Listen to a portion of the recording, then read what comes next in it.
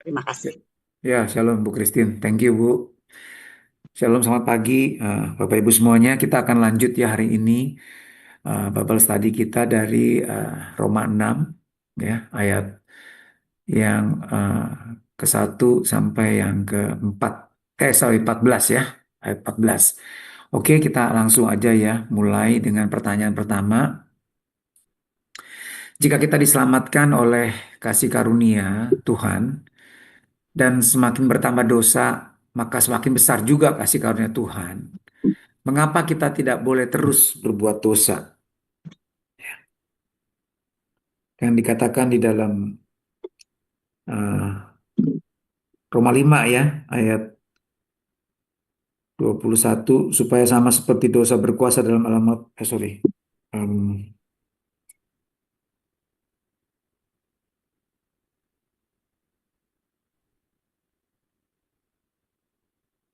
ya, ayat 20. Hukum Taurat masuk dan akibatnya pelanggaran menjadi semakin banyak. Namun di mana dosa bertambah banyak, di sana anugerah menjadi berlimpah-limpah. Itu kan Roma 5 ayat 20. Nah, kalau begitu kita diselamatkan karena kasih karunia Tuhan dan semakin banyak pelanggaran, semakin banyak dosa, anugerah semakin berlimpah-limpah kan? Nah, kalau gitu kenapa kita nggak boleh terus berbuat dosa? Boleh ada yang mau coba jawab silakan. Ya, saya Artono Pak Basuki. Oh ya, Pak Tonono, selamat pagi. Silakan Pak. Ya, ini semakin bertambah karunia kita nggak boleh terus berbuat dosa itu ya. Ya, itu karena saya telah mati bagi dosa. Hmm. Yang kedua ini saya mau hidup bagi Allah ya. Artinya Hmm. saya bukan lagi menjadi hamba dosa karena kematian Kristus di atas kayu salib itu telah menebus saya. Nah, kuasa dosa atas diri saya sudah dihancurkan atau dipatahkan dengan kesadaran akan identitas baru inilah ya, membuat saya jadi menjadi manusia yang bertanggung jawab supaya saya tidak menyerahkan lagi anggota-anggota tubuh saya untuk melakukan kejahatan, melainkan untuk berbuat yang benar bagi kemuliaan Tuhan. Demikian Pak Basuki. Oke, thank you Pak Hartono. Ada lagi mungkin yang mau tambahin? Silakan. Ya, Pak. Ya. Ya, konsekuensi dari dosa adalah keterpisahan dengan Allah, Pak. Karena Hmm. kita sudah menerima kasih karunia yang begitu tanpa kita bekerja atau usahakan, kasih karunia Tuhan sediakan melalui kematian di kayu salib. Ya. Artinya dari kasih karunia itulah yang Tuhan sediakan berlimpah-limpah. Tapi saat saya masih berbuat dosa, kasih karunia itu terputus, Pak. Itu yang bisa saya dapatkan, Pak. Hmm. Saya Pak, Ya saya Pak. melihat pada waktu kita menerima Yesus sebagai juru selamat kita, Hmm. otomatis kita meninggalkan karena itu sudah diberitahu bahwa kita harus tinggalkan semua dan otomatis kita tinggalkan semua dosa dan kita mulai hidup baru. Nah, Ya. tapi pada waktu pelaksanaan atau perjalanan hidup itu memang kita menghadapi hal-hal yang secara tidak sengaja kita lakukan kembali. Nah, dengan kita sudah menyadari kita harus tinggalkan, karena kalau nggak salah di dalam 2 Korintus 7 ayat 1 sampai 15 barangkali itu ya, saya lupa. Itu yang lama sudah berlalu dan betul-betul ditinggalkan, tapi yang baru sudah datang. Jadi setiap kali kita harus ingat kita hidup dalam keadaan baru. Jadi yang lama sudah kita tinggalkan. Nah itu yang saya dapatkan seperti itu Pak. Iya, thank you Pak Yakub. Iya, menarik ya. Tapi oke. Em, Pak, mohon, mohon, ya. mohon.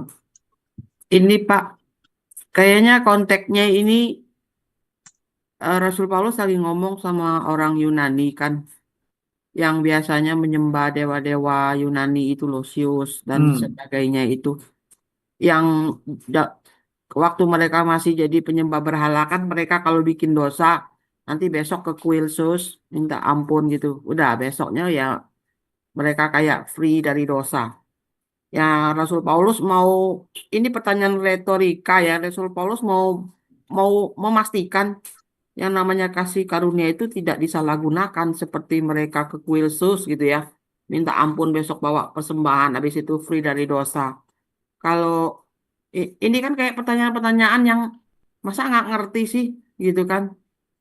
Rasul Paulus nggak mau disalahin doang. Ini Kristen membawa sesuatu yang baru ya. Kasih karunia, tapi jangan disalahgunakan juga gitu ya. Iya. Coba gimana? Konteksnya begitu kali ya Pak? Makasih Pak. Em, ya, terlepas dari itu kan sebenarnya ini juga kalau kita lihat tadi makanya saya kutip Roma 5 ayat 20. Ya, Paulus sebenarnya sebelumnya kan sudah menjelaskan betapa eh, besarnya kasih karunia Tuhan ya dan berlawanan sekali dengan akibat perbuatan Adam yang karena Hawa dan Adam itu berbuat dosa, semua manusia juga eh, tertular. Artinya kena akibatnya sehingga natur dosa tuh melekat ya dalam diri semua manusia sampai mati gitu ya. Nah, tetapi justru karena penebusan Yesus satu pribadi ini seluruh manusia boleh diselamatkan ya, yang yaitu yang percaya kepada Dia ya, yang menerima Dia sebagai Tuhan dan Juru Selamat. Jadi itu kasih karunia. Nah, jadi justru di mana dosa makin bertambah, anugerah semakin kelihatan eh, berlimpah-limpah, ya, semakin besar, ya.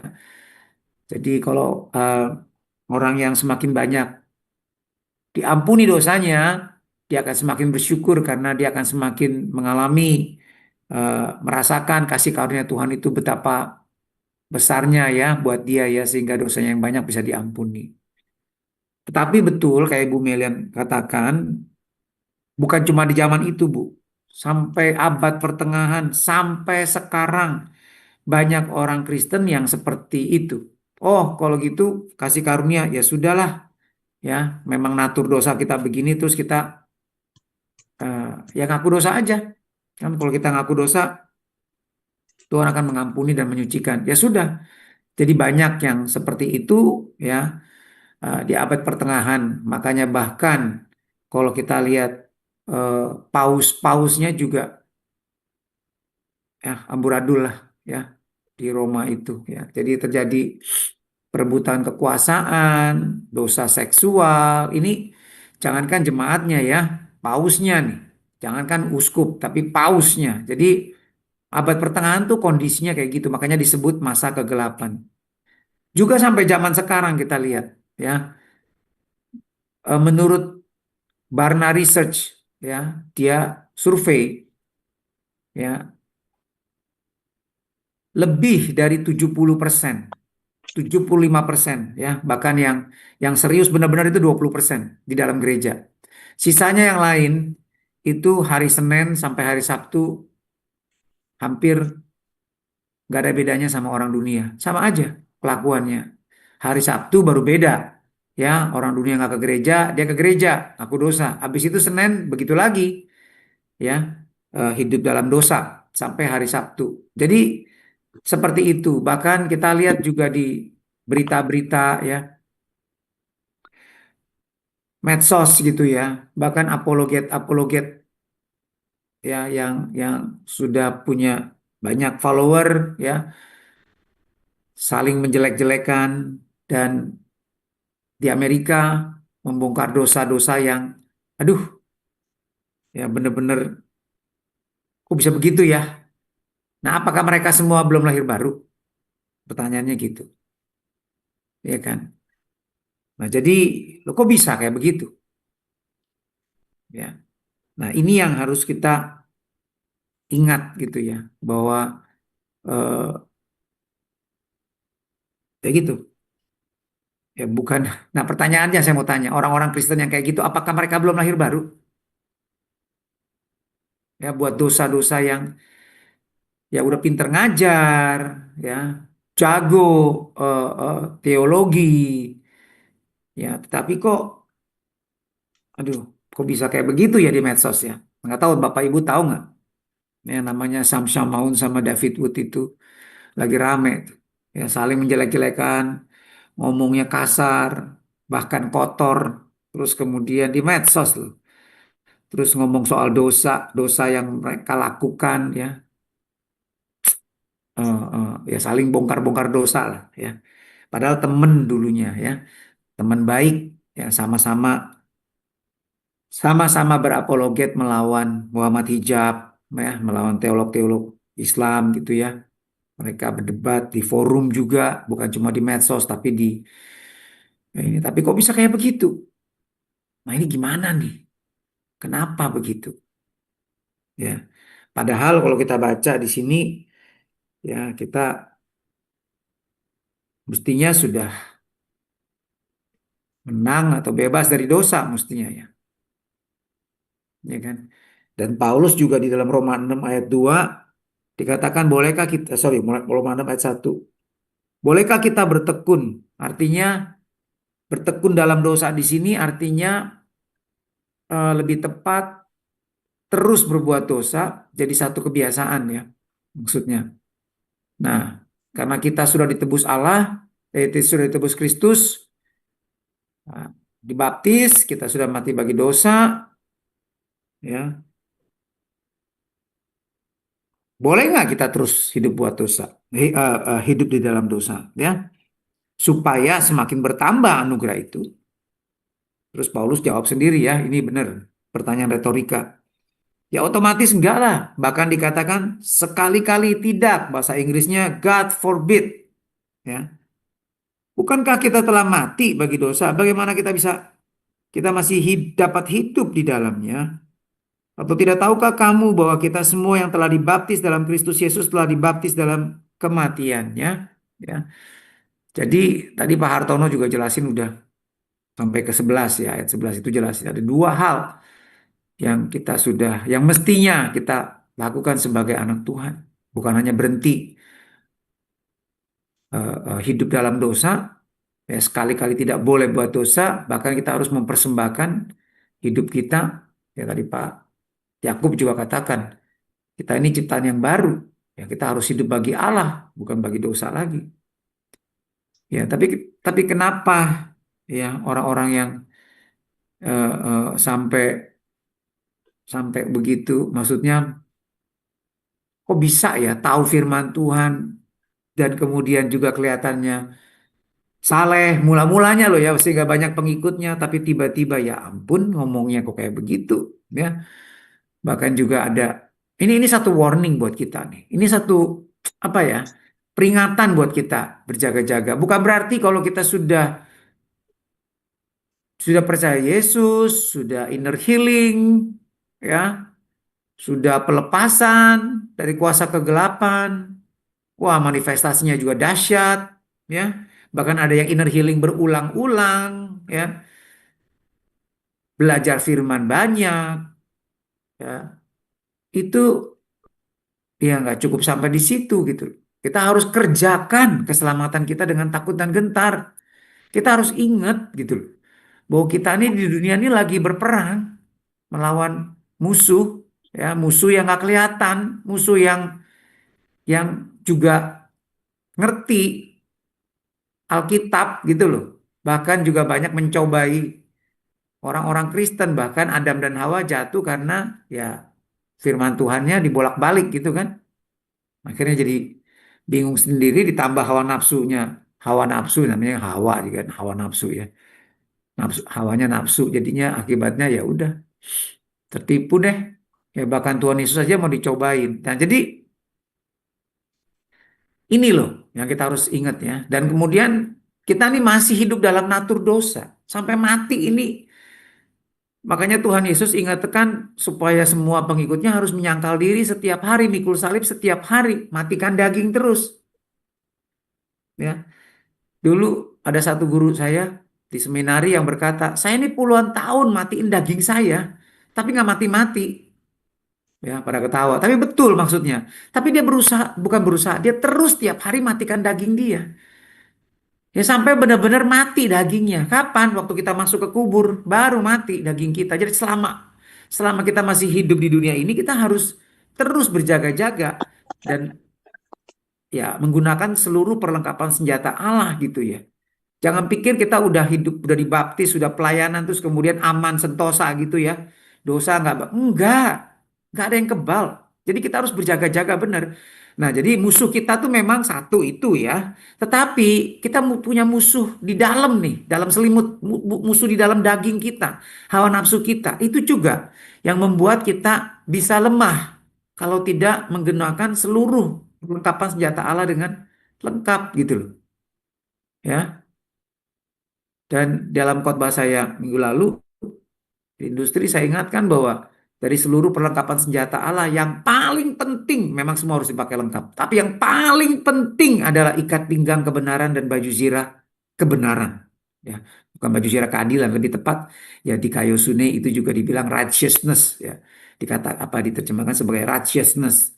Ya, baju zirah kebenaran, ikat pinggang kebenaran, aletheia, yang benar, ya, ikat pinggang yang benar, yang artinya kita perlu ya sebelum kita menghadapi musuh, kita perlu nih untuk pakai senjata yang lengkap ini. Nomor satu senjata kita adalah hati yang benar, tidak munafik, jujur, otentik, tulus, benar-benar sadar Tuhan itu begitu baik, sabar sama kita. Jangan main-main sama dosa.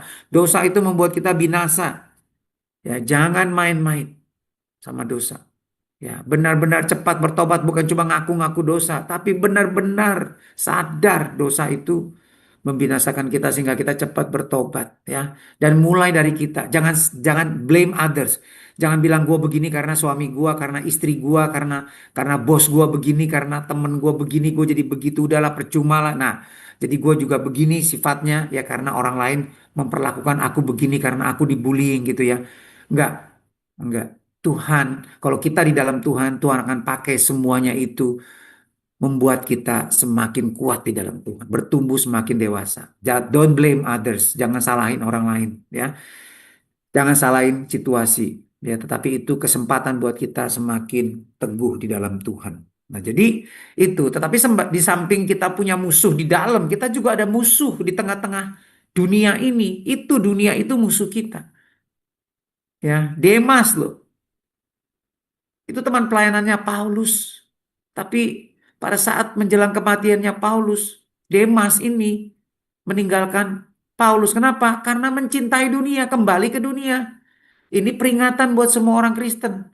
Jangan mencintai dunia. Mau Kristen anak-anak, Kristen orang muda yang sudah mengalahkan yang jahat dan kuat dalam firman seperti yang tadi yang ya David Woods Shemaun tadi. Ya udah kuat mereka, tahu firman. Wow, bisa nengking ngalahin roh jahat, tetapi mereka tertipu oleh dunia. Apa? Keinginan daging, keinginan mata, keangkuhan hidup. Ditambah sama hawa nafsunya, egonya. Udah deh. Ya, rusak deh. Ya. Dan nama Tuhan dipermalukan.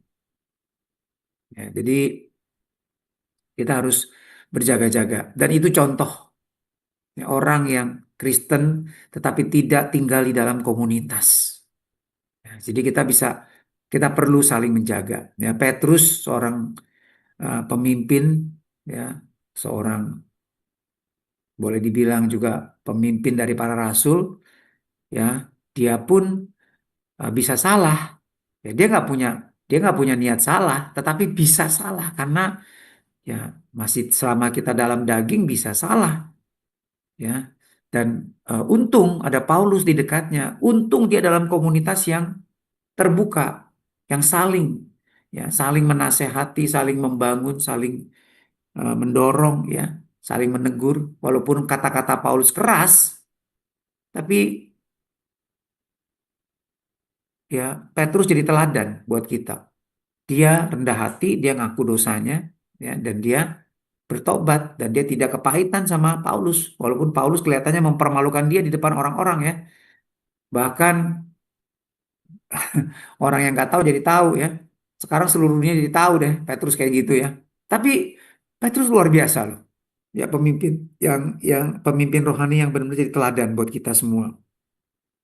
Ya, nah jadi eh, rendah hati, ya nggak blame Paulus dan dia bertobat dan dia tetap mengasihi Paulus sampai di akhir hidupnya ya menjelang kematiannya dia tulis 2 Petrus 3 ya 2 Petrus 3 ayat 15-16 dia bilang bahwa Paulus itu adalah saudaranya yang kekasih ya bayangin luar biasa. Oke. Ya, jadi saya pikir betul bahwa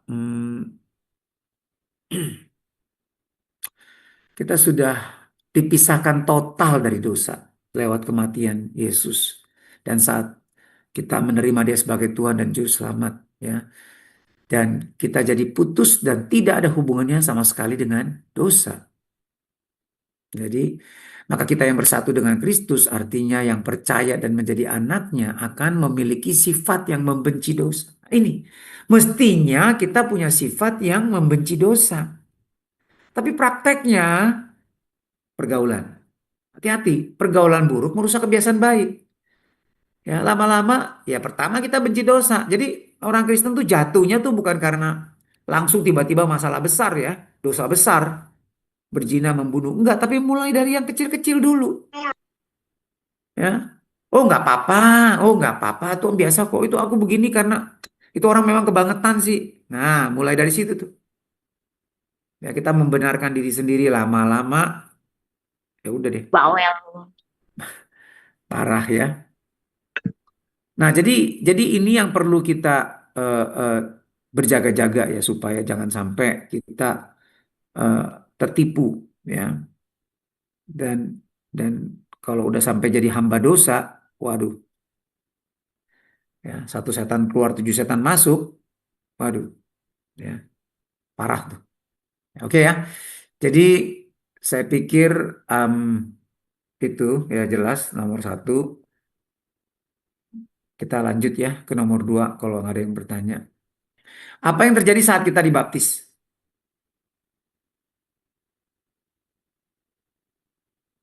Shalom Pak David Basuki. Shalom, shalom Bu. Silakan Bu. Iya, apa yang terjadi saat kita dibaptis? Saya bacakan dulu ya Pak ya. Hmm. Ini ada di ayat ketiga. Atau tidak tahukah kamu bahwa kita semua yang telah dibaptis dalam Kristus telah dibaptis dalam kematiannya. Dengan demikian kita telah dikubur bersama-sama dengan Dia oleh baptisan dalam kematian supaya sama seperti Kristus telah dibangkitkan dari orang mati oleh kemuliaan Bapa. Demikian juga kita akan hidup dalam hidup yang baru. Jadi baptisan dipersatukan dengan kematian dan kebangkitan Kristus. Baptisan melambangkan mati bersama Kristus, manusia lama kita disalibkan, bangkit bersama Kristus, menerima hidup baru. Jadi itu Pak, kesatuan itu yang di ayat yang ketiga sampai 5. Iya, betul Bu. Makasih Bu Sarah. Ya. Amin. Oke, ada lagi yang mungkin yang lain mau tambahkan, silakan. Iya, saya tambahkan ayat yang Ya. ke-6. Karena kita tahu bahwa manusia lama kita telah turut disalibkan, supaya tubuh dosa kita hilang kuasanya, agar jangan kita menghambakan diri lagi kepada dosa. Jadi ini perlu kesadaran bahwa kita masuk dalam baptisan air, manusia lama kita itu turut disalib di dalamnya sehingga kita boleh mengalami kematian dan kebangkitan Kristus. Jadi kita tidak lagi menjadi menghambakan diri lagi kepada dosa. Dan kita sudah dikuduskan oleh kuasa darah Kristus, oleh kematian Kristus. Karena dikatakan ayat 7, siapa yang telah mati, ia telah bebas dari dosa. Ya. Karena itu di ayat yang ke-11-nya, ayat ke-11, demikianlah hendaknya kamu memandangnya, bahwa kamu telah mati bagi dosa, tetapi kamu hidup bagi Allah dalam Kristus Yesus. Jadi kita sadar bahwa kita sudah mati bagi dosa, dan cara pandang kita harus tahu bahwa kita hidup bagi Allah di dalam Kristus. Sehingga kita terus ada di jalannya, hidup di hidupnya, hidup dalam kebenarannya. Sehingga kita benar-benar ada di dalam jalurnya Kristus yang menuju kepada kekekalan. Karena dikatakan juga di ayat 23 bahwa upah dosa itu maut. Tetapi kasih karunia ada di dalam Kristus Yesus. Jadi kita harus tahu jalur kita beda. Kalau jalur dosa menuju ke binasaan, kekal.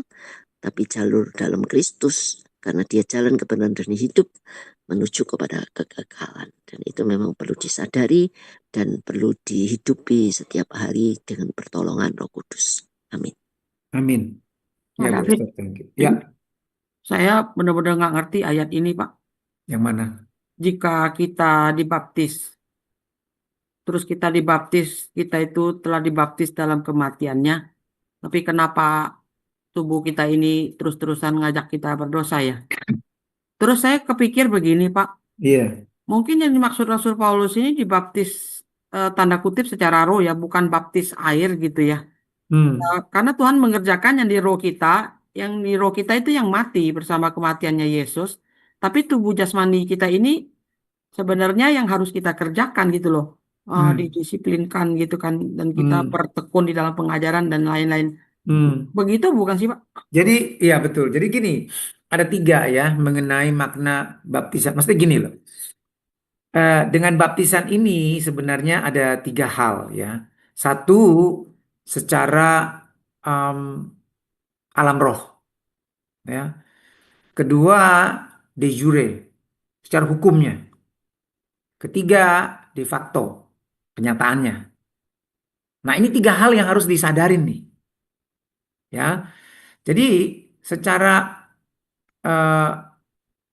secara hukum, ya, atau secara deh alam roh, benar-benar iblis dikalahkan, ya, dan kuasa maut dikalahkan. Yesus Tuhan menang atas dosa, ya, dan itu bicara soal kuasa yang benar-benar mengalahkan kuasa iblis gitu loh, kuasa Tuhan Yesus. Di situ ya puncak kemenangan. Jadi salib itu adalah lambang kemenangan kita, orang-orang yang percaya kepada Kristus. Ya. Nah, jadi itu secara di alam rohnya. Makanya kita lihat ya di dalam baptisan, terutama yang baptisan selam. Saya nggak pernah lihat orang yang dibaptis percik itu ngalami manifestasi. Tapi yang dibaptis selam di Amerika, di Indonesia, saya lihat, ya, ya di Amerika saya lihat di berita, di YouTube gitu ya. Orang yang dibaptis itu ada yang manifestasi, dilepaskan dari kuasa kegelapan. Begitu dibaptis terus berbahasa dibaptis juga dalam roh tadi. Jadi yang ibu Melan katakan baptisan roh. Jadi bukan, agak beda ya baptisan roh tadi. Bisa bersamaan dengan baptisan air, bisa berbeda. Ya. Nah, makanya baptisan roh itu second blessing ya, berkat yang kedua kalau kita haus, kalau kita mau lebih dalam lagi. Kalau kita mau jadi saksi Kristus yang dinamis, ya, dunamos, ya, Kisah Rasul 1 ayat 8, ya. Kita diperlengkapi dengan kuasa dari tempat yang maha tinggi untuk jadi saksi Kristus yang dinamis. Nah, itu dibaptis Roh Kudus. Nah, tetapi waktu dibaptis air itu benar-benar kita secara roh itu kuasa dosa itu dipatahkan, ya.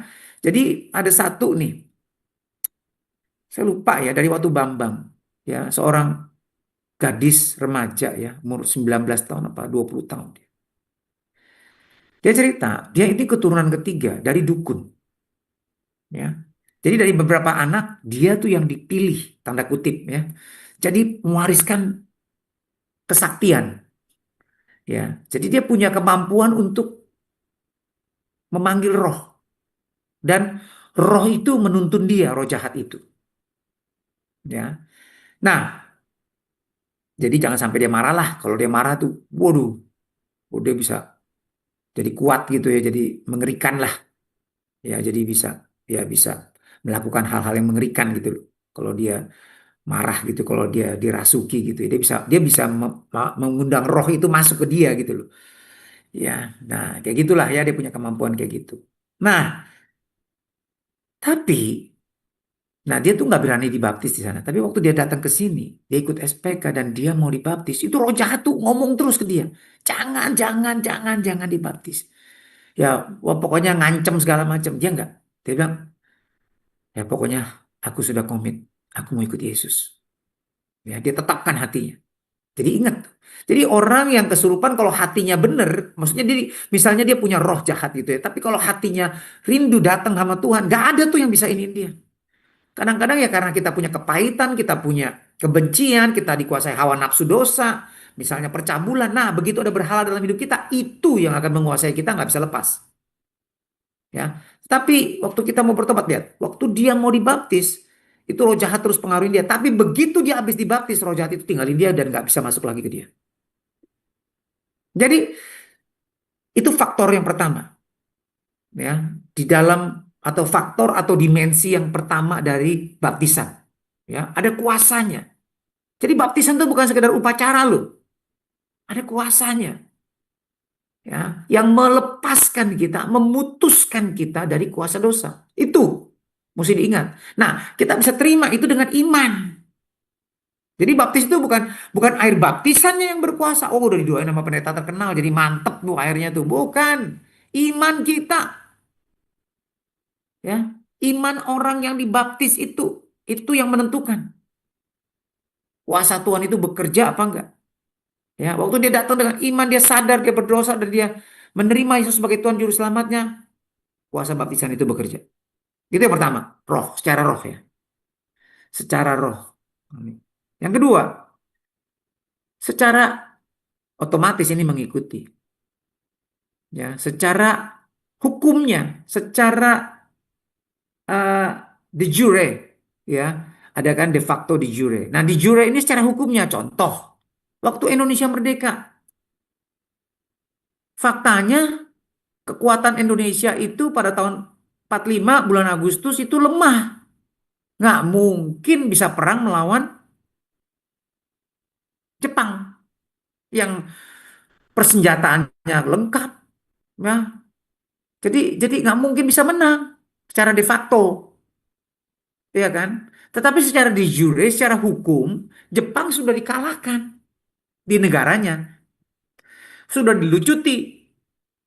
Jadi dia nggak punya kuasa lagi atas Indonesia. Tidak boleh.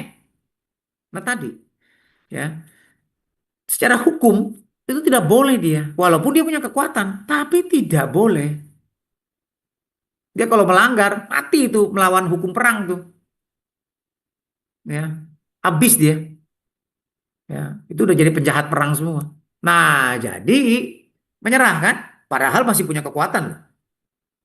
Nah, Indonesia, pemimpin Indonesia pada saat itu Soekarno-Hatta yang dipimpin Soekarno-Hatta mengambil inisiatif mendeklarasikan kemerdekaannya Indonesia. Nah, itu. Sehingga walaupun secara fisik Indonesia lemah, tapi secara hukum Indonesia kuat. Gitu ya. Nah, jadi kita juga, nah ini faktor yang kedua atau dimensi yang kedua dari baptisan secara hukum. Iblis nggak boleh kutak-katik kita lagi. Ya. Dia sudah dikalahkan kuasanya. Jadi intinya gini, Jepang sudah dikalahkan kan, sudah dibom Nagasaki, Hiroshima, sudah kalah, udah hancur dari situ di pusatnya itu. Tetapi dia masih punya kekuatan loh di Indonesia ini. Tapi secara hukum karena dia sudah dikalahkan, ini tadi kuasa iblis sudah dikalahkan, maka dia tidak boleh secara hukum menguasai kita. Gitu loh. Walaupun kita masih lemah gitu ya. Itu ya, secara de facto gitu ya. Secara kenyataannya masih lemah nih kita nih. Wong kebiasaan lamanya juga masih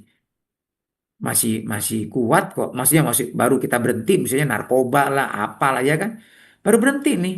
Jadi masih seger nih ingatan kita tentang dosa-dosa yang kita lakukan. Betul nggak? Jadi artinya lemah secara rohani. Tetapi secara alam roh kita sudah dilepaskan dari kuasa kegelapan. Secara hukum di jure iblis nggak boleh cawe-cawe. Iblis nggak boleh ya sentuh kita, nggak boleh dia. Nah, pada saat itu kalau kita ambil langkah iman seperti Soekarno-Hatta, nah di situ kita menang. Ya, kita merdeka. Nah, ini deklarasi nih yang tadi Ibu Esther katakan tadi itu panjang lebar itu ya. Itu deklarasi tuh. Kita perlu declare. Oke, tapi bukan cuma declare doang. Ntar cuma declare doang itu omon-omon aja namanya. Ya kan? Tapi kita harus benar-benar komitmen. Seperti yang Ibu Melan bilang tadi. Kita harus benar-benar komitmen. Sangkali diri terus. Pikul salib. Ya kan? Makan firman tiap hari. Ya, supaya kita kuat ya. Anak kecil aja tahu kok. Ya kan? Anak Ega tuh, anak sekolah minggu. Ya kan? Apa katanya lagunya tuh? Doa tiap hari. Baca kitab suci, doa tiap hari. Kalau mau tumbuh, ya kan? Kalau mau tumbuh, kalau mau tumbuh. Doa tiap hari. Baca kitab suci kalau mau tumbuh, ya kan? Nah gitu. Jadi kalau mau tumbuh rohaninya ya harus baca kitab suci, belajar doa tiap hari dan jadi pelaku firman. Bukan cuman pendengar, jago, apal, kuasain firman tapi nggak hidupin. Ya omon-omon aja itu nggak ada kuat. Ya nggak bisa apa-apa ya kan. Jadi kita harus benar-benar ya taati gitu loh. Lakukan dan dengan kuasa Roh Kudus itu benar-benar luar biasa gitu. Ya, Tuhan tuh baik lah. Ya, dia kalau kita benar-benar datang ke dia, ya berjalan bersama Kristus, belajar sama Kristus, pasti kita akan diubahkan semakin serupa Kristus ya. Tapi ada bagian kita, loh. Ya, bagian kita untuk komitmen menyerahkan hidup kita. Ya. Jadikan Yesus sebagai Tuhan kita satu-satunya. Gak ada berhala lain dalam hidup kita. Nah ini penting. Kalau udah jadi berhala, tahu nggak Bapak Ibu? Cirinya seorang, jadi gini ya. Kalau yang bahaya, tingkatan dosa itu kan jatuh dalam dosa. Hidup dalam dosa. Ini udah sama dengan berhala. Kalau sudah jadi berhala, Tuhan yang menguasai hidup kita, dosa ini, kita bisa merasa benar, nggak menyesal. Pertama, waktu jatuh dalam dosa menyesal. Tapi waktu hidup dalam dosa, udah jadi berhala, itu ciri-cirinya tahu? Selalu cari alasan, membenarkan diri. Selalu cari alasan, bela diri. Itu cirinya sudah mulai jadi hidup dalam dosa dan dikuasai dosa dan menjadi berhala dalam hidupnya. Ini bahaya. Jangan sampai ya. Tapi kalau masih menyesal, ya sadar waktu ditegur, iya ya, aku salah. Itu belum. Itu belum sampai tuh berhala. Itu baru jatuh. Tapi kalau dia sudah menikmati, dia sudah hidup, dia cari alasan untuk membenarkan diri dia, ya, menghibur dirinya, ya, bela diri terus. Kalau ditegur cari alasan terus, habis ini, habis itu segala macam. Jadi saya begini makanya ya, terimalah, kamu harus ngerti lah saya ya. Begitu terus. Ini sudah jadi ciri-ciri dia hidup dalam dosa, dikuasai dosa dan jadi hamba dosa. Jadi otomatis berhala. Dosa itu jadi berhala dalam hidupnya. Apa? Percabulan, keserakahan, kecemaran, ya, itu penyembahan berhala tuh. Itu semua dosa-dosa, ya. Nah, jadi kepahitan semuanya itu hati-hati. Ya, kalau udah jadi mulai, kalau sadar itu dosa masih bagus, tapi kalau udah mulai membenarkan diri sendiri itu jadi berhala, ya. Itu bahaya. Oke ya. Nah, jadi yang saat kita dibaptis apa yang terjadi? Ya, kita dengan sadar menyerahkan segenap hidup kita kepada Tuhan, dengan iman dipersatukan dengan Kristus Yesus ya, dengan iman. Ya, sehingga kuasa salib itu ya, sehingga eh, penebusan Yesus, kuasa penebusan Yesus itu efektif dalam hidup kita dengan iman.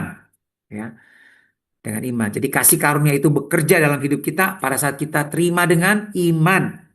Ya, iman. Tanpa iman tidak mungkin berkenan kepada Allah. Tidak mungkin. Ya, jadi iman. Jadi pada saat itu, pada saat kita beriman, kita dipersatukan dengan kematiannya. Yaitu kematian atas dosa. Dan benar-benar kuasa salib Yesus itu efektif. Makanya terjadi mujizatnya. Bisa terjadi kesembuhan. Bisa terjadi. Yang pasti dosa lepas deh. Yang lain ya Yang lain kesembuhan atau pelepasan udah pasti dari kuasa kegelapan. Tapi kalau sembuhan itu enggak selalu ya. Tergantung kedaulatan Tuhan lah, seizin Tuhan. Tapi nggak ada yang mustahil ya. Kalau kita beriman, jadi juga bisa. Tetapi kalau Tuhan belum kehendaki ya, ya kedaulatan Tuhan. Oke. Dan sejak kita dibaptis, kita hidup sesuai dengan apa yang sudah kita imani mestinya. Ya, dalam hidup baru, yaitu hidup bagi Allah. Yang tadi Pak Yakub katakan ya, hidup bagi Allah. Itulah intinya ciptaan baru. Bukan hidup bagi diri sendiri, hidup bagi Allah. Itulah Kristen sejati. Hidup bagi Allah yang sudah mati buat dia. Ya, 1 Korintus 6, 19, 20 katakan, atau tidak tahukah kamu ya bahwa tubuhmu adalah bait Roh Kudus. Ya. Atau tidak tahukah kamu bahwa tubuhmu semua adalah, ini saya pakai TB2 ya, adalah bait Roh Kudus yang tinggal di dalam kamu, Roh Kudus yang kamu peroleh dari Allah, dan bahwa kamu bukan milik kamu sendiri. Ini kita bukan milik kita sendiri. Ya. Sebab kamu telah dibeli dan harganya telah lunas dibayar. Karena itu muliakanlah Allah dengan tubuhmu, dengan hidupmu ya. Itu yang seharusnya dilakukan. Ya. Maka orang Kristen bukan suci tanpa dosa, tapi dia akan bertobat terus tiap hari. Karena dia sadar semakin sensitif sama dosa, semakin peka sama dosa. Oke, ya kalau nggak ada pertanyaan kita lanjut ya ke pertanyaan. Pak Basuki, mau Ya. tanya boleh ya? Iya ya Pak. Ya, ini kan apa yang terjadi ketika dibaptis. Jadi, saya memaknai bahwa baptisan itu semacam kayak bilang kita tanda kepemilikan menjadi milik Yesus ya, milik Tuhan Yesus, atau juga apa materai gitu ya, punya tanda kepemilikan gitu. Nah, ini kan jadi awal gitu ya. Apakah bisa dikaitkan gitu ya dengan yang tulis oleh ada Nabi Yesaya gitu ya. Nah, situ kan di ayat di 36 kan dikatakan bahwa di situ bilang Tuhan akan mencurahkan kepadamu air yang jernih yang akan mentahirkan kamu dari segala kenajisanmu dan dari segala berhala-berhalamu. Aku akan mentahirkan kamu. Kamu akan kuberikan hati yang baru dan roh yang baru di dalam batinmu. Dan aku akan menjauhkan dari tubuhmu hati yang keras dan kuberikan kepadamu hati yang taat. Rohku akan kuberikan diam di dalam batinmu dan aku akan membuat kamu hidup menurut segala ketetapanku dan tetap berpegang pada peraturan-peraturanku dan melakukannya. Nah, jadi tanda awal yang tanda kepemilikan ini yang kita menjadi milik Kristus, lalu kita diberikan hati yang baru dan roh yang baru sehingga kita bisa melakukan peraturan-peraturan untuk melakukannya bagi kemuliaan Tuhan.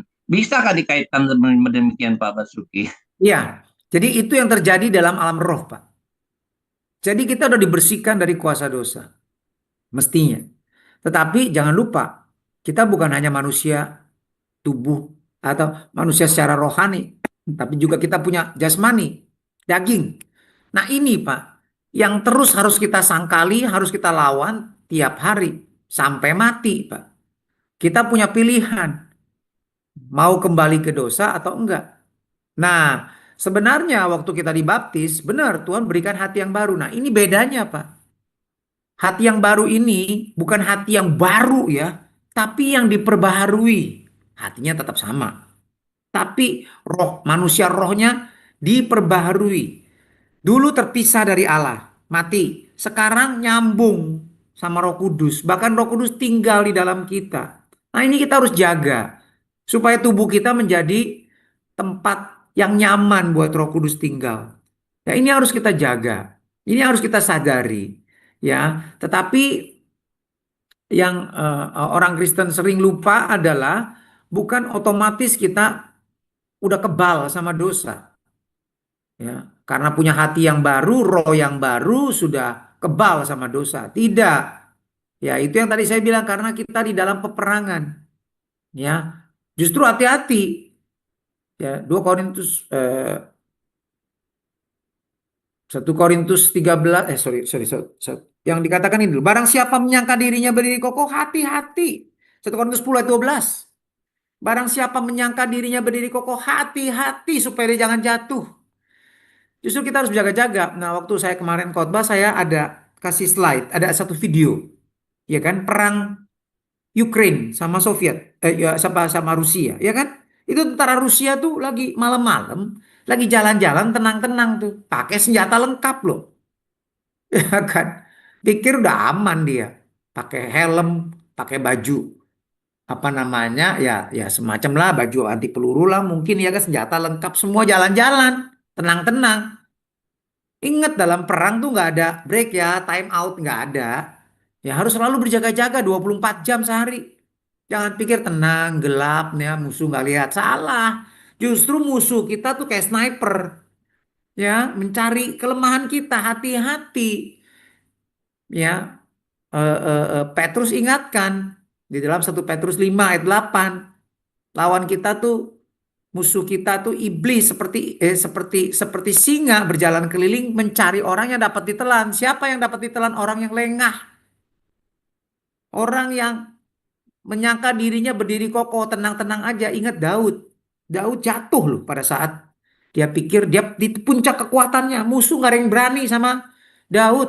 Ya kan? Dia kirim aja panglimanya perang. Dia nggak usah. Dia bobo-bobo siang. Jatuh sama Bathsheba.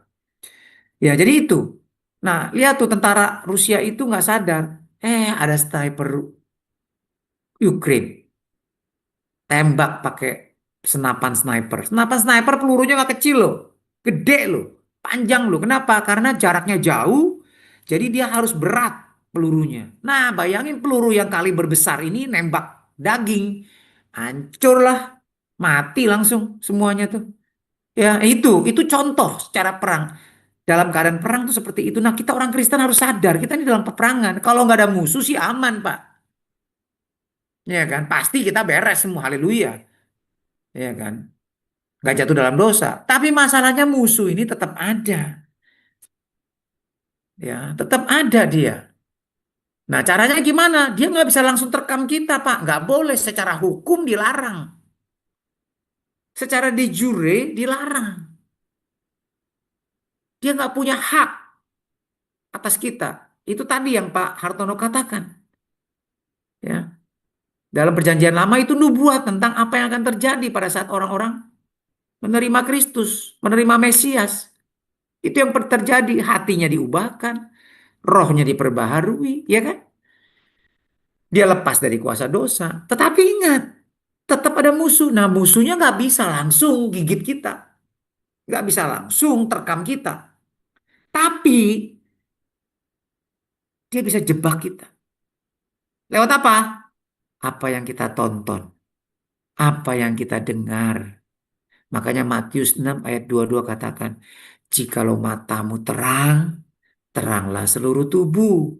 Jikalau matamu gelap, betapa gelapnya kegelapan itu. Mata yang terang ini artinya haplus bahasa Yunaninya. Artinya fokus. Hanya memandang Allah dan firman-Nya. Kristus dan firman-Nya. That's it, titik. Lawan katanya mata yang, bukan juling ya. Apa? Mata yang lihatnya satu jadi dua, itu apa namanya tuh? Silinder, mata yang silinder, ya, bukan rabun, silinder. Jadi lihatnya tuh satu jadi dua. Nah, artinya apa? Mata yang tidak fokus adalah mata yang lihat Tuhan, bilang cinta Tuhan, tapi cinta dunia juga. Nah, kalau gitu nggak 50-50. Bukan. Kalau kita lihat begitu, pasti kita jatuhnya cinta dunia dan jadi musuhnya Tuhan dan benci Tuhan. Tanpa sadar. Walaupun masih bilang, masih bisa nyanyi lagu I love you Lord, I love you Lord. Ya, tetapi di mulut doang, tapi hatinya udah mencintai dunia. Masih pelayanan, tapi sudah cinta dunia. Dan dia sudah jadi musuhnya Tuhan. Tanpa sadar. Nah, ini bahaya. Ya, jadi iblis itu ya dengan dunia tadi. Keinginan daging, keinginan mata, keangkuhan hidup. Begitu kita terjirat, terjebak. Ya, pikiran kita udah mulai suka sama itu. Itu. Setan punya celah untuk masuk mempengaruhi kita, menguasai kita. Itu, Pak. Makanya kenapa orang Kristen yang sudah lama, sudah pelayanan, kok inner healing sampai kayak begitu? Nah, itu karena nyimpen. Ya, nyimpen kepahitan, tidak mengampuni. Kok bisa manifestasi lagi bolak-balik nih? Kan kemarin sudah ikut CG, sudah SPK, sudah berbahasa lidah, dibaptis Roh Kudus. Loh, setahun kemudian manifestasi lagi, pelepasan lagi. Oh, dikuasai roh cabul, pornografi. Loh, kok bisa? Karena dia kasih kesempatan. Secara hukum, secara de jure, mesti dilepas. Tetapi karena dia hidup dalam dosa, ya terjerat lagi, dia suka lagi nonton-nonton. Ini saya saksikan. Begini loh. Waktu itu Abalov, saya masih di Mangga 2 Square. Ya. Ini orang, nih anak muda, waduh, langganan CG, udah beberapa kali, 3-4 kali. Tapi wah habis lagi CG gitu ya, manifestasi, pelepasan dahsyat ya, udah. Baptis Roh Kudus, iya sudah, bahasa lidah, sudah, merdeka, udah. Tapi tahun depan balik lagi, CG, begitu lagi, manifestasi lagi. Akhirnya Pak Kiki bilang sama saya, salah satu pemimpin di situ kan waktu itu. Pak David tolong konselingin. Ya udah saya panggil dia, saya ngobrol sama dia. Kamu gimana sih? Waktu kamu pelepasan tuh tahun-tahun lalu kamu gimana? Oh iya Pak, saya dibebasin Pak, saya lepas Pak dari dosa. Dosa kamu apa? Percabulan Pak. Oh iya. Terus habis itu gimana kamu? Bisa jatuh lagi.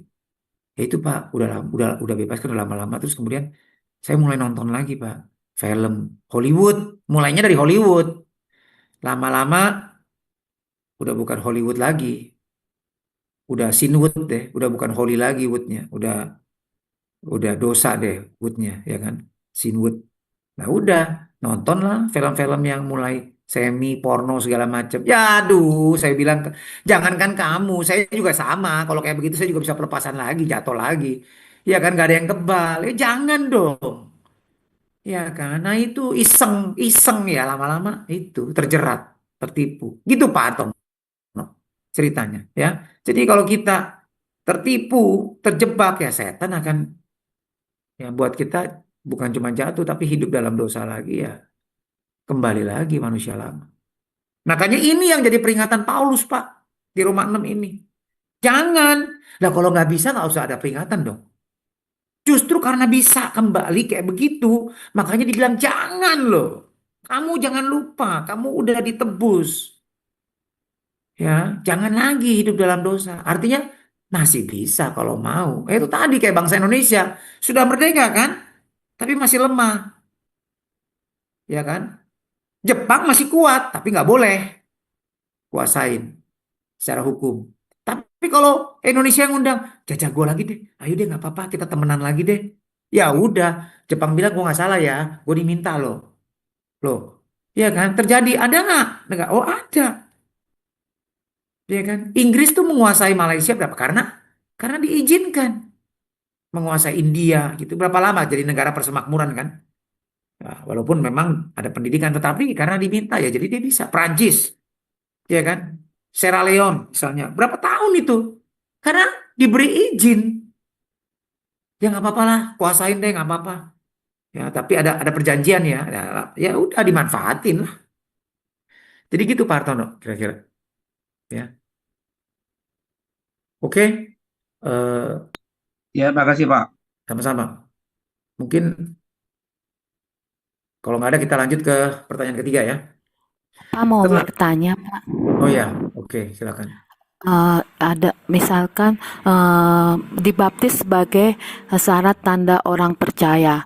Setelah setelah itu dia ngikut pengajaran atau apa bla bla bla gitu, dia ngikuti pokoknya lalu dia sadar akan artinya baptisan. Jadi itu bagaimana ya Pak? Apakah perlu dibaptis lagi atau bagaimana Pak? Nah, ini pertanyaan bagus nih. Jadi ada orang, jadi gini makanya dalam gereja-gereja Protestan, gereja kita juga termasuk gereja yang reformasi ya, bukan gereja reform lain ya. Gereja Reformasi, gereja Evangelical, gereja Protestan, gereja Lutheran, gereja. Jadi sebenarnya gini, yang namanya gereja Reformasi bukan hanya gereja Reform ya. Gereja Reform itu gereja Calvinis, ya Reform gitu kayak RII misalnya ya. Itu dia menganggap dirinya Reform. Tetapi sebenarnya kalau gereja Reformasi ya termasuk Lutheran ya, termasuk Metodis ya. Itu gereja Reformasi semua ya. Reform, Pentakosta, karismatik, itu gereja reformasi semua. Oke. Nah, kembali dalam gereja reformasi, baptisan itu tindakan atau upacara baptisan itu tidak menyelamatkan. Jadi ada orang ya, ini lucu nih. Padahal yang ngajarin begini ini gereja reformasi itu sepakat ya. Sola fide, sola gratia, sola fide, nggak ada sola baptismo, nggak ada tuh. Ya kan? Jadi yang menyelamatkan itu adalah kasih karunia Tuhan melalui iman kita, that's it. Ya. Tindakan membaptis itu adalah manifestasi iman kita. Tapi baptisan sendiri tidak menyelamatkan. Baptisan doang ya, terlepas dari iman, itu nggak menyelamatkan. Jadi kalau kamu main air, itu cuma main air doang.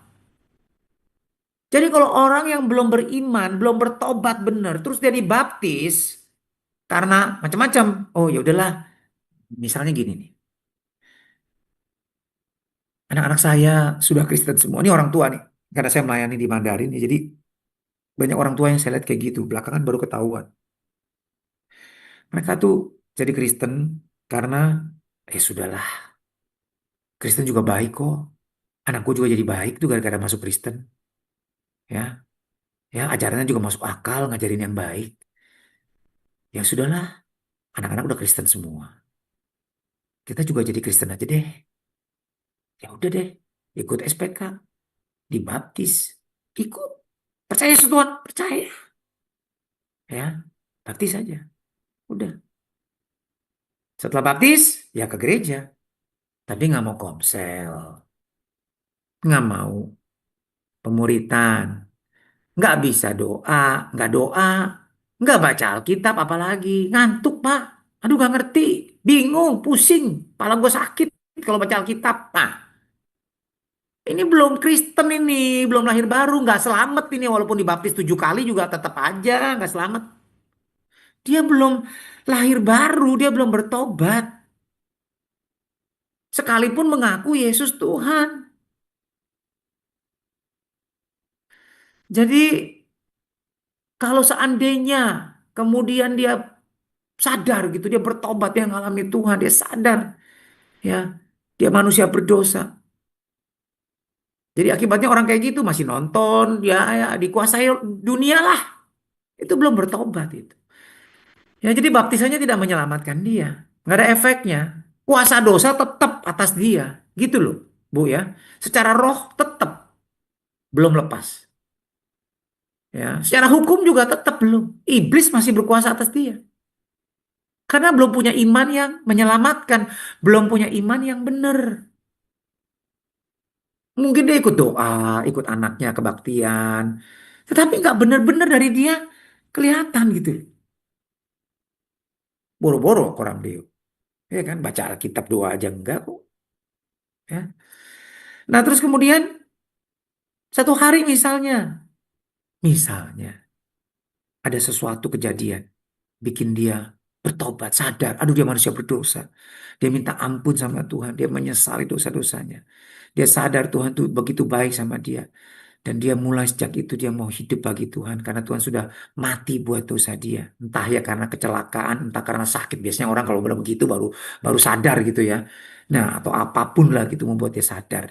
Ada jemaat juga gitu soalnya. Ya udah waktu lagi udah dibaptis masih ngerokok di rumah saya besuk. Wah masih ngerokok. Saya bilang kenapa Suk ngerokok? Umurnya 80-an. Iya, habis gimana? Saya dari muda sebelum kawin udah ngerokok, nggak mungkin lah. Saya berhenti rokok. Ya, tapi sekarang saya kurangin, tapi tetap merokok. Nah, begitu kena stroke, di rumah sakit saya besuk, nangis-nangis dia. Nah, waktu di rumah tuh saya bilang, ingat loh, tubuh kamu bait Roh Kudus, jangan. Iya, iya, iya. Saya patahin ya, iya, doain, iya, oke. Terus kemudian Berapa minggu, berapa bulan kemudian saya tanya istrinya, gimana? Masih Pak, kadang-kadang merokok Pak. Kalau ditegur ngomel-ngomel. Oh ya, aduh. Kena stroke. Begitu kena stroke di rumah sakit. So gimana Su? Masih ngerokok ya? Jangan ngerokok lagi lu udah stroke. Nangis dia. Iya kapok nggak? Baru bertobat dia. Ya kadang-kadang orang begitu. Ya. Nah misalnya orang ini nih bertobat dia.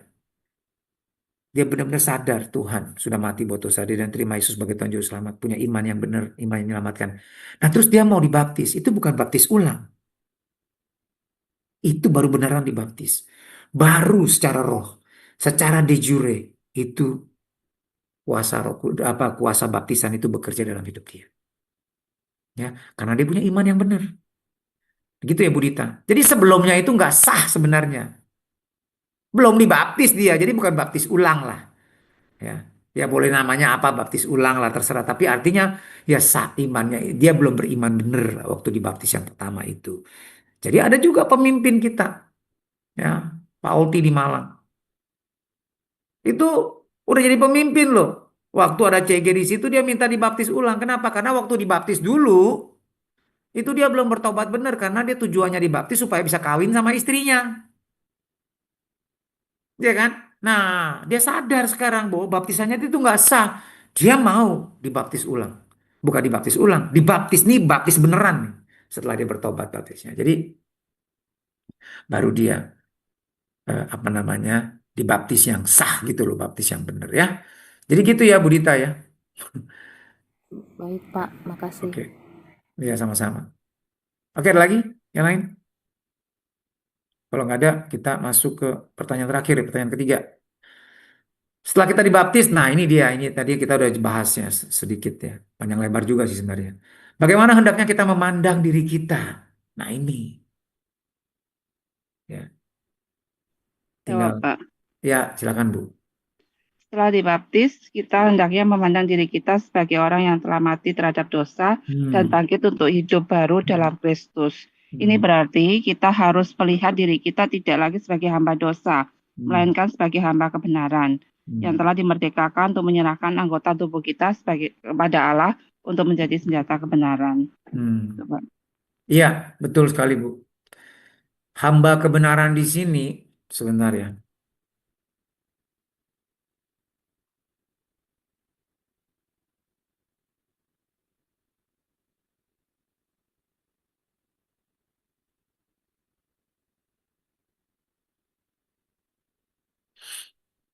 Nah,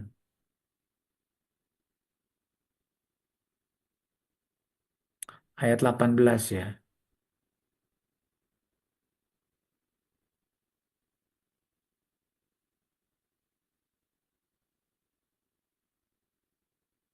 Oke.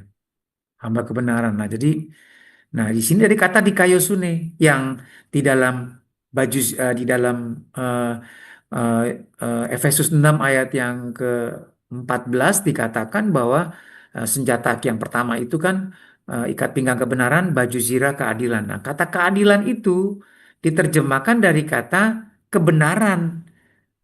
Sorry, bukan. Dari kata dikayosune. Ya, jadi di situ diterjemahkan keadilan oleh LAI. Ya, baju zirah keadilan. Tapi sebenarnya di Roma 6 ayat 18 ya, menjadi hamba kebenaran itu bukan aletheia, ikat pinggang kebenaran itu aletheia. Yesus berkata, "Akulah jalan, akulah kebenaran." Nah, kata kebenaran di situ bukan di kayu sulit tapi aletheia, artinya akulah yang benar. Nah, jadi di sini artinya menjadi hamba kebenaran yaitu hamba Allah, hamba dari firman Allah. Karena firman Allah itulah kebenaran. Ya, di kayu sone. Ya, doktrin-doktrin concerning the way man may attain a state approved of God. Ya, doktrin-doktrin pengajaran-pengajaran Kristen yang membuat seseorang dibenarkan oleh Allah. Ya, nah jadi setelah kita dibaptis kita harus sadar kita ini bukan hamba dosa lagi, jadi nggak boleh buat dosa. Tapi bisa jatuh dalam dosa karena kita tidak berjaga-jaga. Tapi kita akan menyesal, malu. Ya bukan asal ngaku-ngaku dosa. Kalau ngaku-ngaku dosa itu belum bertobat dia. Tapi kalau kita punya pandangan seperti ini, kita hidup bagi Allah, maka waktu kita jatuh dalam dosa, kita akan menyesal karena kita sudah menyakiti orang yang apa namanya eh, eh, menyakiti Tuhan yang pribadi yang sangat sayang sama kita, ya.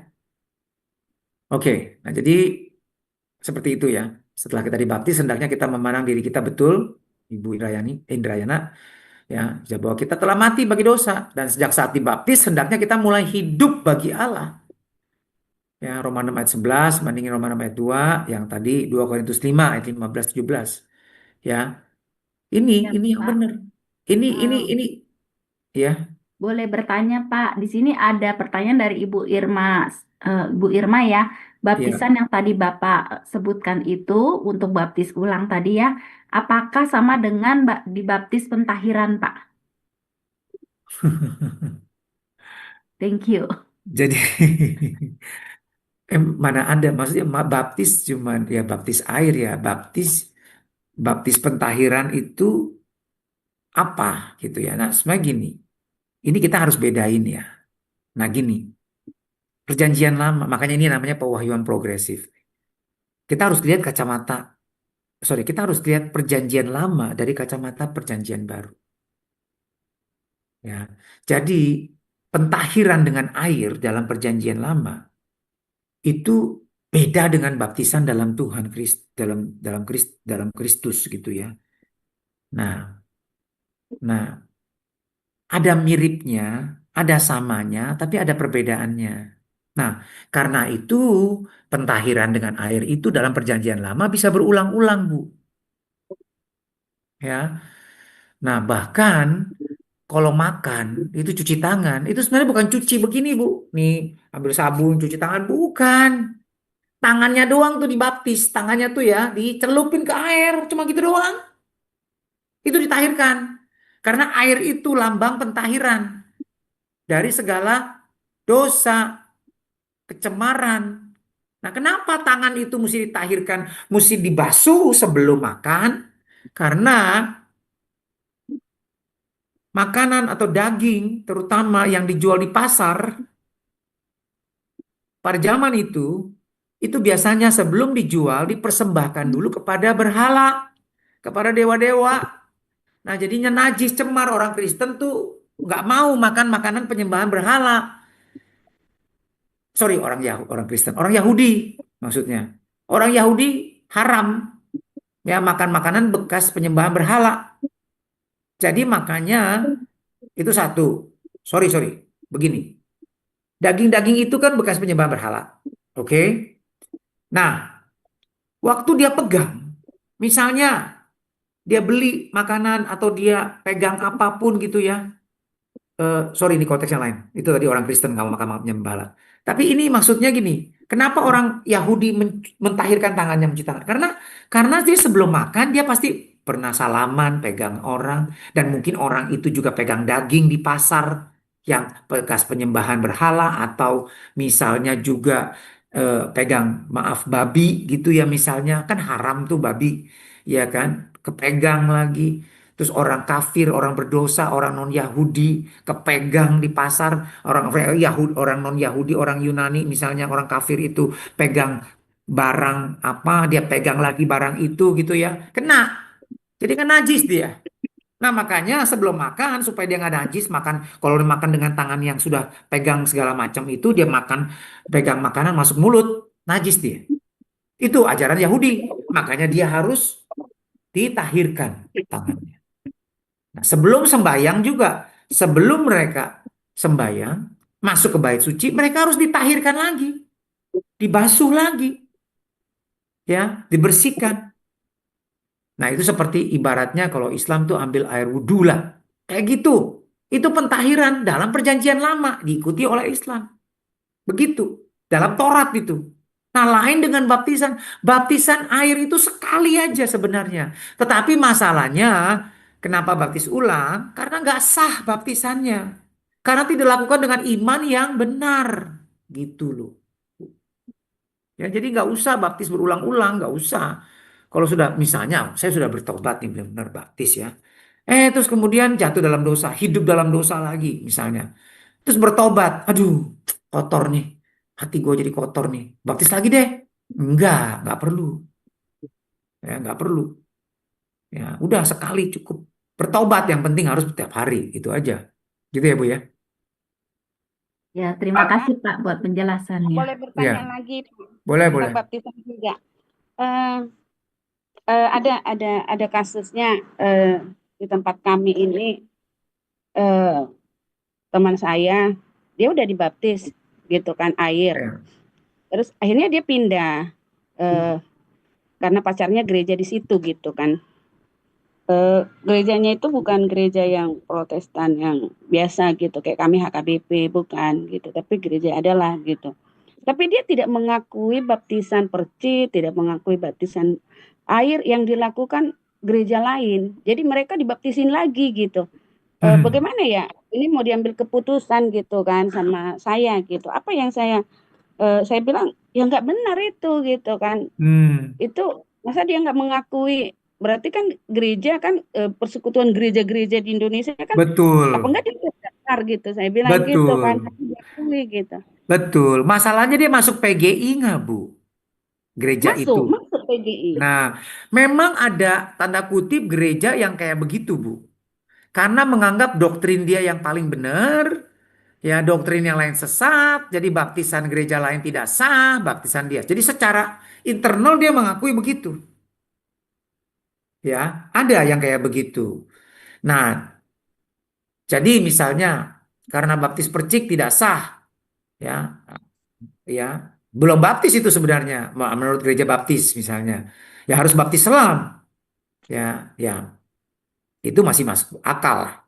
Tapi ada juga Bu, yang kejadian nih, udah baptis selam di kita, bener ini, terus dia pindah ke gereja, ya gereja, dia bilang nggak sah baptisnya, dipercik baptisnya sekarang, dibaptis lagi percik. Nah itu, ya itulah ada gereja yang mengaku ya paling bener lah, gereja ya kan. Ya kayak gitu memang. Tapi yang penting masalahnya bukan baptisannya Ibu yang menyelamatkan. Nah lucu, gereja itu padahal percaya baptisan tidak menyelamatkan, tetapi orang itu disuruh baptis lagi, percik lagi. Jadi aneh memang, kontradiksi dengan doktrin dasar dia.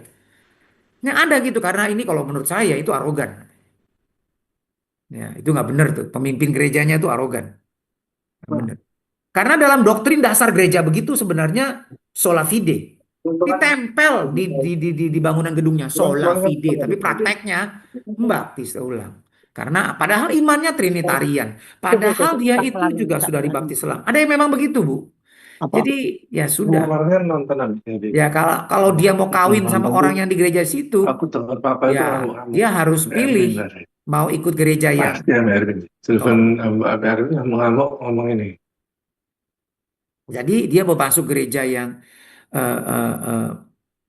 di gereja yang reformasi yang biasa atau mau gereja yang kayak begitu, ya dia harus milih, ya kan. Jadi harus disepakati lah, ya oke gitu. Pak, satu lagi Pak, pada waktu kita ikut ziarah ke Israel, jadi pemimpin mengatakan, kita sudah tiba di Sungai Yordan, mari kita dibaptis ulang. Itu bagaimana Pak tuh? Sebenarnya itu bukan baptis ulang, salah kalau ngomong itu baptis ulang, nggak bener. Jangan main-main loh sama baptisan, ya. Tetapi saya juga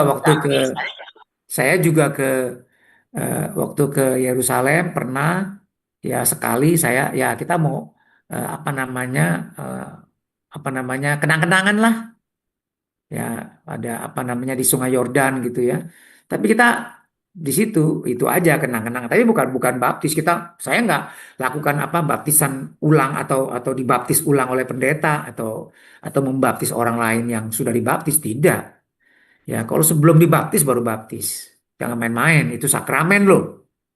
Ya sakramen itu perintah suci ya, jangan main-main ya, sakral itu. Ya, jadi kita harus ngerti, makanya kita harus ngerti baptisan itu apa. Nanti di Abba Love, di dalam tata gereja kita atur siapa yang boleh membaptis orang, bukan sembarangan orang. Ya, supaya dia ngerti makna baptisan itu apa. Jangan salah. Ya, baptis. Tanggung jawab nanti sama Tuhan. Ya, jadi kalau di situ mau celup-celup aja sih di mana di di Yordan, Sungai Yordan ya nggak apa-apa, tapi bukan membaptis ulang itu ya. Itu nggak benar. Oke, ini ada pertanyaan nih saya lihat. Shalom Pak, mau tanya, kalau orang yang sudah lahir baru melayani Tuhan saat teduh setiap hari, tapi tidak bisa mengampuni orang yang menyakitinya, apakah itu terikat dosa? Iya betul Bu, terikat dosa Bu itu. Hati-hati itu. Ya, hati-hati itu jadi celah atau pintu gerbang bahkan buat setan menguasai hidup orang itu. Ya, hati-hati itu. Jadi itu yang dikatakan.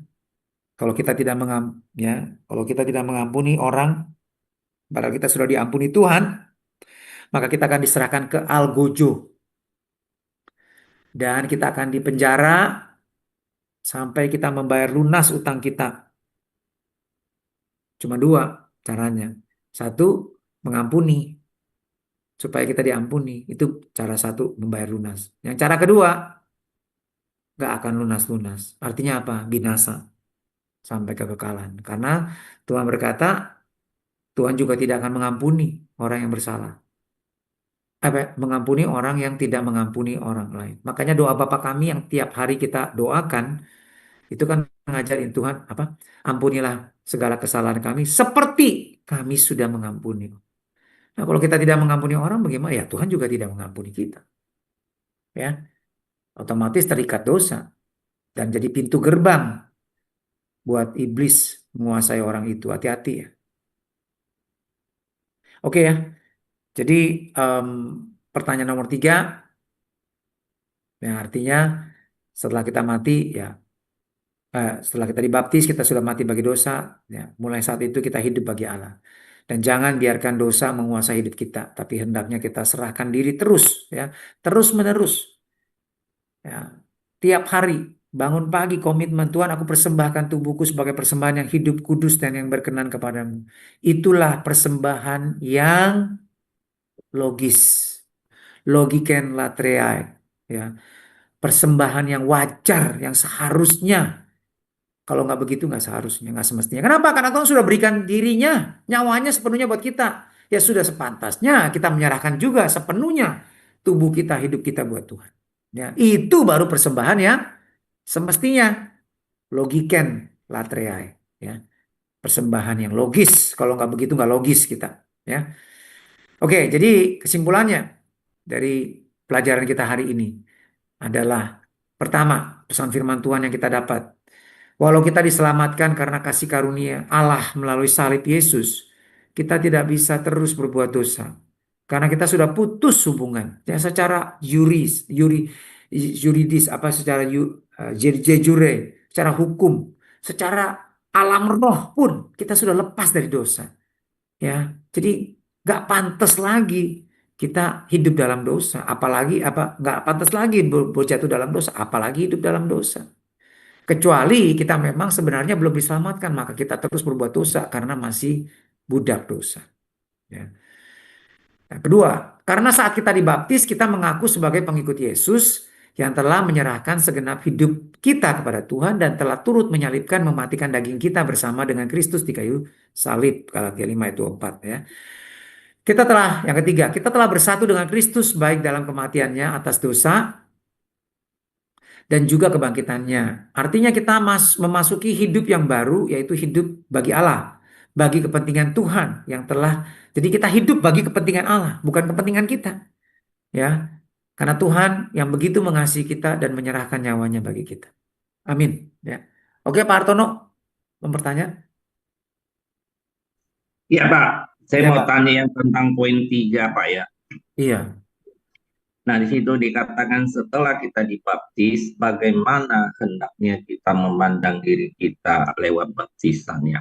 Iya. Nah, saya berpikir begini Pak, jadi orang yang sudah dibaptis di dalam Kristus Yesus itulah yang boleh memanggil Allah Bapa kita pencipta langit dan bumi adalah Bapa gitu Pak. Lu kira-kira Iya. benar apa lebay apa gimana tuh? Enggak, Jadi enggak. kalau memang dari sisi penciptaan Pak ya, jadi dari sisi penciptaan setiap manusia yang diciptakan Tuhan itu boleh memanggil Bapa gitu ya, adalah Allah gitu ya. Tapi kalau dari pemanggilan di sini. Nah, lewat Kristus Yesus inilah gitu ya. Nah, kita ini sebagai anaknya Tuhan. Jadi Allah itu adalah Bapa kita gitu ya. Nah, Iya. orang Yahudi sendiri lewat pemanggilan dia gitu ya. Aku bangsaku dipanggil, jadi kalian itu enggak gitu. Nah, dia Allah adalah Bapak saya gitu. Demikian itu berlebihankah gitu Bapak Basuki? Iya. Terima kasih. Sebenarnya iya. Siapa yang diberi hak untuk menjadi anak Allah? Yaitu artinya ya Allah sebagai bapaknya dong. Kalau kita diberi hak menjadi anak Allah, artinya Allah itu bapak kita, iya kan? Nah, jadi ada dua sisi, Pak. Allah itu bapak karena dia adalah sumber dari segala yang ada. Itu bapak. Jadi kalau semua orang memanggil dia bapak, artinya mengakui dia sebagai sumber. Nah, konsekuensinya mestinya dia tunduk, taat kepada kehendaknya, ya. Nah, itu yang pertama. Tetapi yang diberi hak, ya, menjadi anak Allah, orang-orang yang diberi hak, ya, Allah itu menjadi bapaknya yang sah. Itu ibaratnya lah kalau kita jadi anak Allah kan Tuhan jadi bapak kita yang sah gitu ya. Nah, kalau kita menerima Yesus sebagai Tuhan Juru Selamat, kita lahir baru. Betul, Pak. Dia baru bapak kita yang sejati. Ya, kalau enggak ya cuma bapak-bapakan, cuma manggil-manggil aja bapak. Nah, itu juga yang Tuhan sampaikan kepada orang-orang Yahudi yang percaya kepada dia. Yohanes 8 ayat yang ke-31. Lalu Yesus berkata kepada orang-orang Yahudi yang telah percaya kepadanya. Jikalau kamu tetap dalam firman-Ku, kamu benar-benar murid-Ku. Jadi ada syaratnya. Nih kepada orang percaya loh ya. Dan kamu akan mengetahui kebenaran, dan kebenaran itu akan memerdekakan kamu. Jawab mereka. Ini orang yang percaya nih kepada Yesus, orang Yahudi. Kami adalah keturunan Abraham dan tidak pernah menjadi hamba siapapun. Bagaimana engkau dapat berkata, kamu akan merdeka? Tersinggung mereka. Loh, kok dibilang budak? Kalau gue benar-benar taat sama firman-Mu, baru aku merdeka. Waduh, kalau nggak taat sama firman-Mu, aku budak. Waduh, nggak bisa. Aku ini keturunan Abraham. Aku ini anak Allah. Nah, dia bilang begini nih, ya. Jadi, jawab mereka. Mereka ini orang yang percaya kepada Yesus loh. Orang Yahudi yang percaya kepada Yesus, ayat 39. Jawab mereka kepadanya, Bapa kami ialah Abraham. Kata Yesus kepada mereka, jikalau sekiranya kamu anak-anak Abraham, tentulah kamu mengerjakan pekerjaan. Nah, ini dia. Kalau kamu anak Abraham, kalau kamu anak Allah, pasti kamu mengerjakan apa yang dikehendaki Allah. Seperti Abraham, melakukan apa yang dikehendaki Allah. Namun sekarang kamu berusaha membunuh. Orang yang percaya kepada Yesus loh mau membunuh Yesus. Nah, itu orang yang meneriakkan salibkan Yesus. Itu orang yang tadinya percaya kepada Yesus sebagai Mesias. Ya kan? Nah, pekerjaan yang demikian tidak dikerjakan oleh Abraham mau membunuh aku. Kamu melakukan pekerjaan bapakmu sendiri. Jawab mereka. Nah, mereka masih ngotot nih. Kami tidak dilahirkan dari zina. Bapa kami satu, yaitu Allah. Nah, lihat. Ya, mereka mengaku Allah itu bapa mereka. Tetapi, kata Yesus kepada mereka, jikalau Allah bapamu, kamu akan mengasihi aku. Nah, ini. Jadi kamu gak berhak panggil Allah itu Bapa. Kalau kamu panggil Allah itu Bapa, ya kamu mestinya mengasihi Yesus dong. Kalau kita mengasihi Yesus, ya kita pasti mengasihi firman-Nya dong. Kalau kita mengasihi firman-Nya, pasti kita selalu mau taat dong firman-Nya. Maka kita akan selalu bertobat, ya kan? Karena selalu dikoreksi oleh firman-Nya. Sebab aku datang dari Allah dan sekarang aku ada di sini. Lagi pula aku datang bukan atas kehendakku sendiri, melainkan dialah yang mengutus aku. Apakah sebabnya kamu tidak mengerti ucapanku? Sebab kamu tidak dapat menangkap firmanku. Kamu berasal dari bapakmu, iblis. Dan kamu ingin melakukan keinginan-keinginan bapakmu. Jadi, orang yang mengaku Allah adalah bapaknya, ternyata menurut Yesus bukan. Bukan Allah bapaknya, tapi iblis bapaknya. Ya, gitu ya Pak Artono. Oke, ya. Kalau nggak ada pertanyaan lagi, kita akhiri sampai di sini. Ya, Tuhan Ya, Yesus makasih berkati. Pak. Oke, sama-sama Pak Artono. Ya, Pak David Basuki, terima kasih untuk kebenaran firman Tuhan hari ini. Kami lebih jelas lagi ya Pak ya. Belajar banyak dan teman-teman juga antusias banget nih saya lihat di sini ya. Banyak pertanyaan, banyak juga yang pernyataan-pernyataan di room chat. Oke, baik. Sebelum kita kompak, kita mau tutup dulu ya Ya, untuk mesbah pagi doa pagi hari ini. Saya berdoa untuk Pak Basuki. Nanti Pak Basuki tolong berdoa buat kami semua ya. baik, Bu Bapak, Esther. kami mengucap syukur buat hari ini Tuhan, kalau kami masih diberi kesempatan Bapak untuk belajar lebih lagi firman-Mu. Biarlah Bapak, Engkau yang membukakan mata hati rohani kami Tuhan dan telinga rohani kami Tuhan di dalam nama Yesus, supaya kami lebih semangat Tuhan untuk mengerti lagi Tuhan, untuk belajar firman-Mu Bapa. Kami sangat bersyukur hari ini Tuhan Kau membukakan bahwa kami ini sangat berharga di mata Engkau. Dan kami ini sudah menjadi ciptaan baru-Mu Bapa. Manusia baru yang gak boleh menjadi manusia lama lagi. Bapa, kami minta biarlah Engkau yang terus menjaga kehidupan kami. Sehingga hidup kami Tuhan, kami boleh persembahkan kepada Engkau. Dan hidup kami ini Bapa boleh berkenan di hadapan Engkau. Sehingga Engkau menjemput kami Tuhan yang kedua kalinya. Engkau berkati juga Tuhan Yesus hamba-Mu, yaitu Pak David Basuki yang telah membawakan firman Tuhan buat kami. Biarlah Engkau yang terus mengurapi hamba-Mu ini Tuhan yang baik, yang setia, yang dengar-dengaran, yang taat akan Engkau Bapa. Pakai hamba-Mu ini Tuhan lebih lagi Tuhan untuk bisa Tuhan lebih mengajar terus menerus Tuhan, lebih dalam lagi Tuhan, mengerti apa yang menjadi isi hati-Mu Bapa, dan berkati seluruh kehidupannya. Terima kasih Bapa, kami serahkan Tuhan doa dan permohonan ini kami semua di dalam nama Yesus. Amin. Mari kita menerima berkat Tuhan.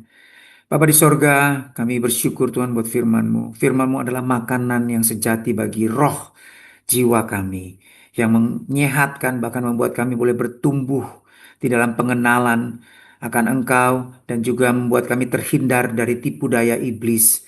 Tuhan, kami terima kuasa firman-Mu. Tuhan, kami bersyukur Tuhan oleh baptisan Tuhan, sakramen baptisan, kami boleh mengalami hidup Tuhan yang berkemenangan karena roh-Mu Tuhan yang sudah tinggal di dalam kami, dan kuasa dosa sudah dikalahkan. Karena itu kami tidak mau lagi menghambakan diri kami kepada dosa. Tuhan, jadikan kami pelaku firman-Mu Tuhan. Mari Bapak Ibu semua, kita mau menerima, karena kita sudah terima firman Tuhan. Mari kita mau jalani hari-hari kita ini, sepanjang hari ini dengan pimpinan firman Tuhan. Kita mau menerima berkat yang sempurna dari Bapa di sorga, dan cinta kasih dari Tuhan Yesus Kristus serta persekutuan dalam Roh Kudus menyertai kita sepanjang hari ini, sehingga kita semakin peka akan suara Roh. Kita akan dituntun oleh Roh, entah ke kanan, entah ke kiri. Tuhan akan pimpin kita, sehingga apapun yang dikerjakan oleh kita berhasil. Di dalam nama Yesus, kita semua yang menerima berkat Tuhan, sama-sama katakan amin. Amin. Amin. Tuhan Amin. Yesus Terima memberkati. kasih Pak Sama-sama. Basuki.